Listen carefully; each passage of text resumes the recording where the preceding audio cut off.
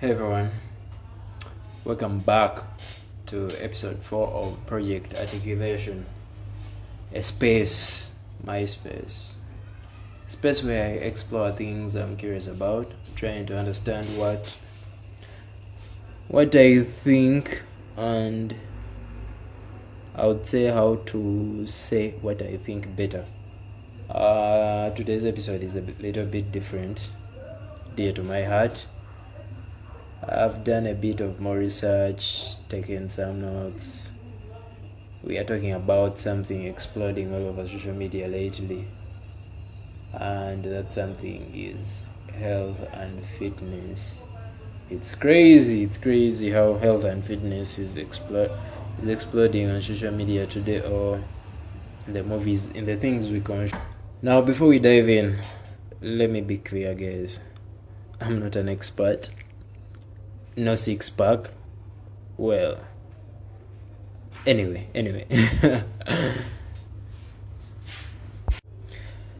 No degree in nutrition, health, and fitness. I don't have any degree. I don't have any formal training in this thingy.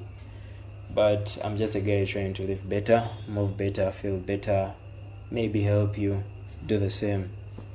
Never know. So, my story, how it all began. At the age of like 9 to 11, I was a chubby kid. When you look at me right now, you may not, it's hard to imagine, but I was a chubby kid. I joined boarding school in, I think, primary 6. It was a new school, new environment. I had no friends, so I think I was stressed. I lost a lot of weight because of that. However, as we all know, you can lose weight in all the other parts of your body, but the hardest weight to lose is the belly fat. I stayed with that thing, man, for some time. So one day someone told me, okay, I don't even remember how it happened, but we were talking. Then my friend, like at home, our neighbor, he told me, man, you will never lose that thing.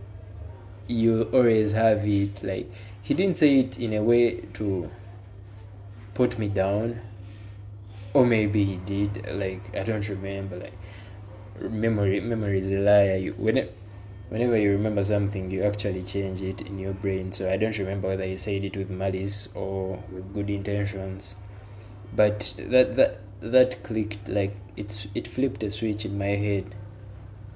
And around that time, I was watching this show on Nickelodeon. Yeah, it was called Drake and Josh. I don't know whether you guys remember it.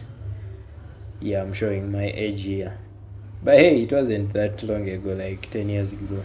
Nickelodeon. There was this guy, Josh. Josh was fat. Yeah, Josh was fat. And the show made it clear that this guy, like, he had bad luck. He had no success with women. Anyway, yeah, Josh, he was fat, and I hated the fact that I was fat because of him. So I think I went out to try to find a solution to my problem. I wanted to prove people wrong, especially this guy who had told me that I would never lose the fat belly. I started jogging around that time. I realized I really liked jogging. I fell in love with the sport. It's not a sport. When you start something hard, then you fall in love with the pain. I think that's it for me. That was it for me. And ever since then, yeah, I really like running. I love jogging. Actually, my plan this year is to run a marathon. By all means, run a marathon. 42 kilometers, baby. I don't know under which time, but yeah, that's the goal. My entry point to this thing of health and fitness, I didn't even know what it was then. I just wanted to lose a belly fat. But along the way, I started asking bigger questions. What does it mean to be healthy? To be fit? Is it just about how we look? I remember in my Form 5 or Form 6, Cristiano Ronaldo, my idol.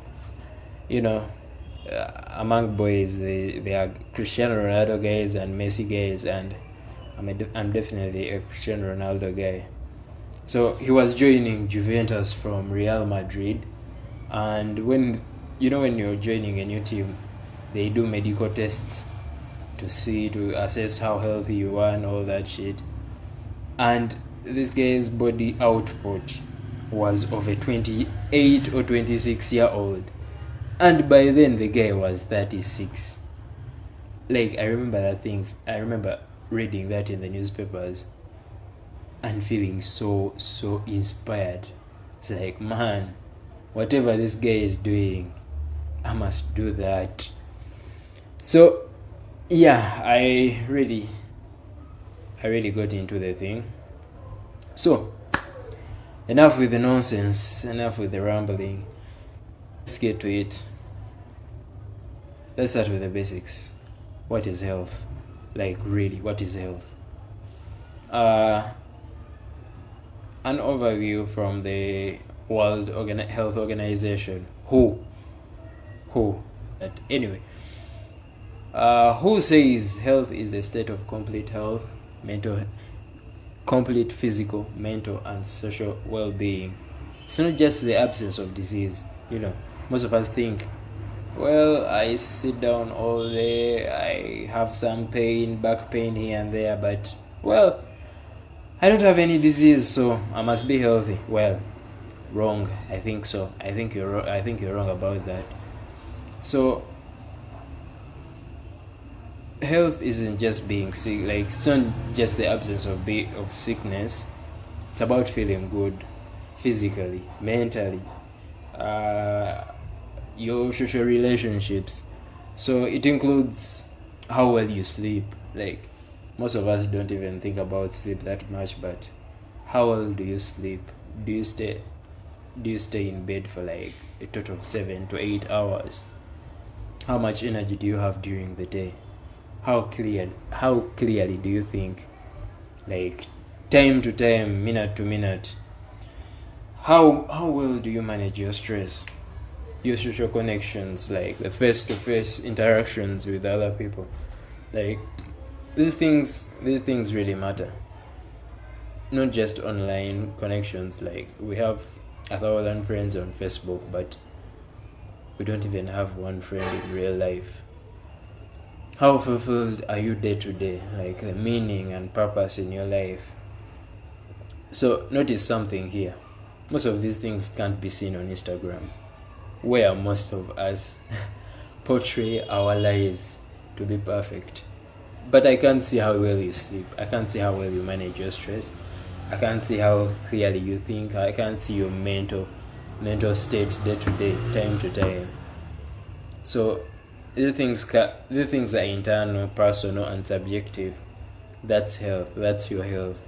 So let's go back to sleep for a minute, because I think sleep is one of the best thing you can ever do for your life. Like, consistent high quality sleep. What do I mean by this? Consistent high quality sleep. The consistency in this thing means that you go to bed around the same time every day, including on weekends, guys. Including on weekends. You wake up at the same time every day. Not at the same time, but around the same time. Like, a buffer of like 1 hour and 30, or like, if your normal time going to bed is like 10 p.m, you make sure it oscillates between 9 to 11, around that time, or 9:30 to 11 to 10:30. Yeah, that's consistency going into bed. Then waking up also, same thing. If you're waking up at 6 every day, you can wake up maybe at 5:30 some days, 6:30 other days, then 6. That should be your normal time. Like, most of us have alarms going to wake us up, but Actually, it's also important to have an alarm to go to bed. You get. So sleep, guys. I realize in the modern day, in this modern life, sleep is actually one thing that has suffered, because I think one of the most absurd part of our health these days, it is sleep. One thing someone at Netflix famously said, our only competition is sleep. This is a great quote, and it's also a sad quote, you guys. Your competition is sleep. Like, our bodies really need sleep, but Netflix, social media, all these new technologies are designed to keep us awake, like to keep us engaged at all times. How many times do you wake up in the night and the first thing you do is get your phone, go on Twitter, Instagram? Like, you wake up in the night, for like 10 minutes you can't sleep, you're like, let me grab my phone. It is sad. Drinks. Have you realized, guys, that energy drinks are exploding at the moment? Do you know why? Because we are all sleep deprived. People are sleep deprived. People are having 3 energy drinks a day. That's crazy. Anyway, enough rambling about health. I hope you picked something from there. So, let's head to fitness. Remember, this is about health and fitness. So we have defined health. Health it's not just the absence of sickness. It's the overall well-being of your body. So let's move on to fitness. Now, fitness, I don't know, guys. It's more misunderstood than health. When we think fit, we picture a guy with big muscles, with abs, a thin woman on the beach, looking very nice in her bikini. Guys, this is marketing. This is Hollywood and this is Instagram. It's just on show. Because I remember when I was young, like, there's a time when being big used to mean you were rich. Big women were desirable compared to small women. That's changing now. It's crazy how it's changing, but it's changing. It's still clear our image of fitness is shaped by trends, not truth. Fitness is your ability to do physical tasks easily.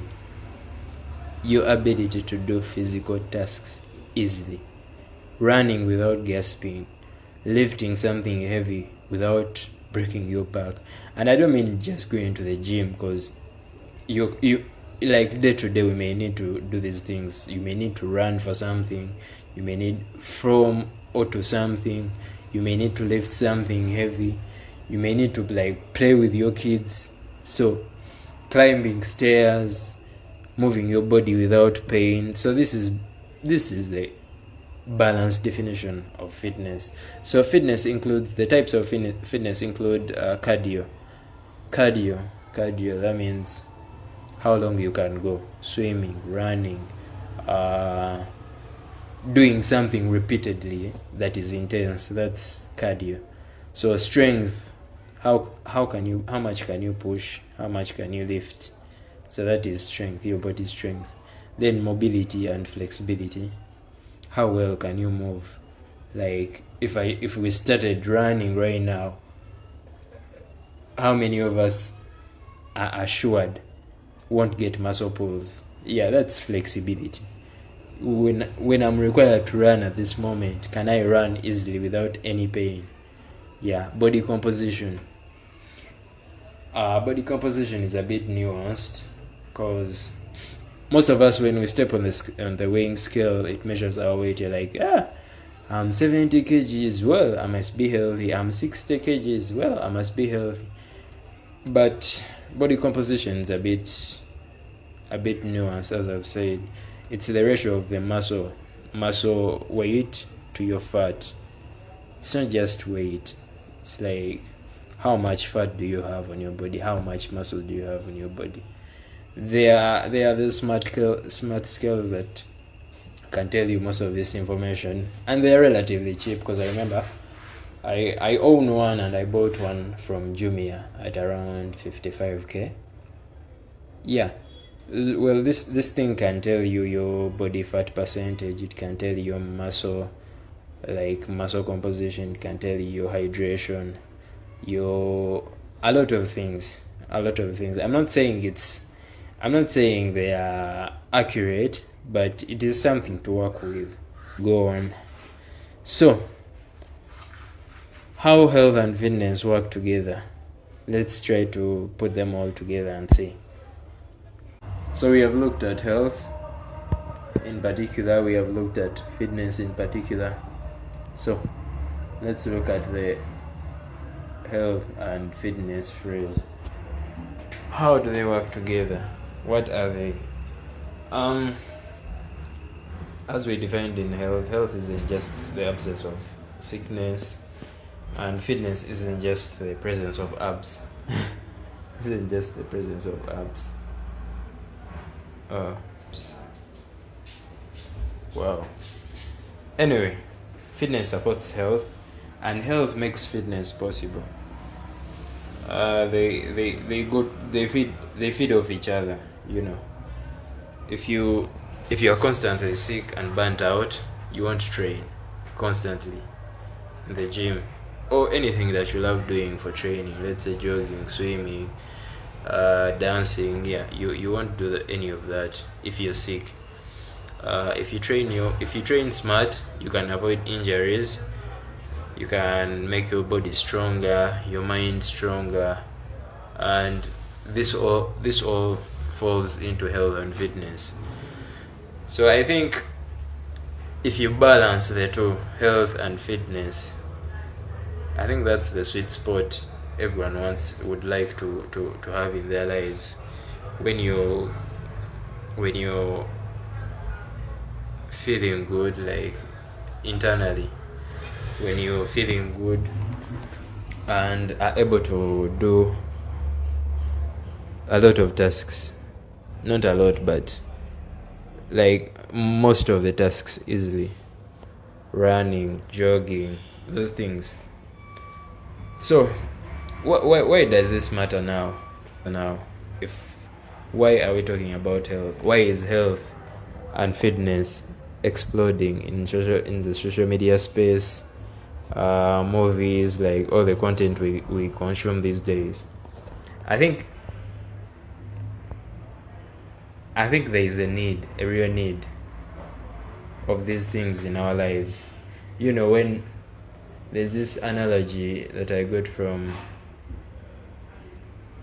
somewhere, don't remember where, but when the agricultural revolution, or the industrial revolution, when it's set in, the industrial revolution came with machines that could do work of 100 people, you know, making human muscles obsolete. So people needed to, before machines became popular, people were working out, like without even knowing, like involuntarily. You had to work out. You had not working out, but working meant working meant that you are physically doing a lot of things, which kept our bodies healthy, healthy and fit in all aspects. But when the machines came about, when a tractor could do the work of, like, let's say 20 men, that means what are the 20 men going to do? They're going to sit around, eat food, and they fatten. So I think there's a need for this aspect in our life. So we live in an age of abundance today. There are more people dying of obesity than hunger. That is crazy. Yes, first pause on that for a minute. There are more people dying of obesity than hunger.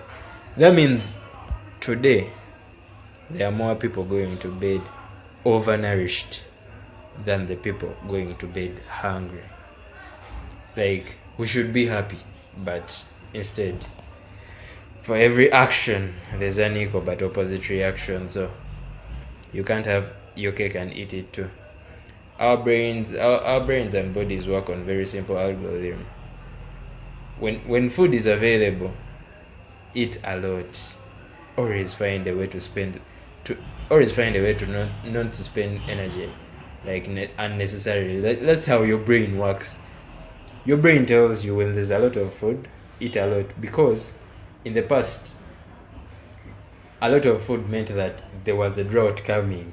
It's even in the Bible. The 7 years of what? 7 years of progress and the 7 years of drought of food. Anyway, and our brains evolved not to spend energy unnecessarily. For example, you need a lot of willpower to walk or to go for a jog or to go for a swim, because it's hard. Your brain knows I'm going to spend a lot of energy and I'm not going to gain out of this. But sitting there watching Netflix, your brain doesn't need motivation. You just do it. So we have to train our brains to do hard things. Not surprising, this is the core mission of the technologies we have today, to make our lives easier, but at the price of our health and fitness. If you don't use it, you lose it. We have heard of the saying. One flaw of modern medicine is that I think they wait for disease to act, like to happen before they act. But we've all heard the saying that prevention is better than cure. So, but how many of us are living like this in our lives? Like, how many people are going for tests when they are perfectly healthy? Like, have you ever even seen that? Anyway, today it has become normal for people in their like 40s and 50s to take medication daily, like for chronic diseases like blood pressure, diabetes, cholesterol, vici. But a lot of this is preventable. I believe that with the right habits, right mindset, and consistency, we can avoid that future. So yeah, I think the takeaways for me from this conversation are: health is feeling good most of the time, fitness is being physically ready for life. Both are within reach if you define them on your own terms. For example, health and fitness have been made to feel, so far out of reach because of the things we watch. Very few people are consuming content of guys, let's say, walking 1,000 steps a day. Who is going to sit down on YouTube and watch someone walk 1,000 steps a day? Because you're like, I can do that. But you're going to sit on YouTube and watch someone run 1,000 miles. 1,000 miles. Yeah, people do it, by the way. So it's not out of reach also. People do it. But that's so extreme. So when we picture health and fitness, we picture guys going to the gym for 3 hours a day, running 1,000 miles a day, which is really unrealistic for an average person. But if you define health and fitness on your own terms, I'm going to walk 1,000 steps a day. I'm going to walk, let's say, 500 steps every hour. It's very easy. It takes around 500 steps. It takes you around 10 minutes to make those steps. So if you make it your goal to walk like 1,000, no, not 1,000, to walk like 500 steps in an hour, it's very reachable, and you can go on cumulatively increase on those steps or on the things you do. If you start going to the gym, you don't have to start with 1 hour. You can start with like 20 minutes, then 30 minutes, like that. So next time I hope I'll be taking taking you through ways things I've used or heuristics I've created for myself to be able to go to the gym consistently. How to eat clean. Do I eat clean? Well, I'm trying, but yeah, tune in for next episode of Project Articulation with me, Abraham. Peace.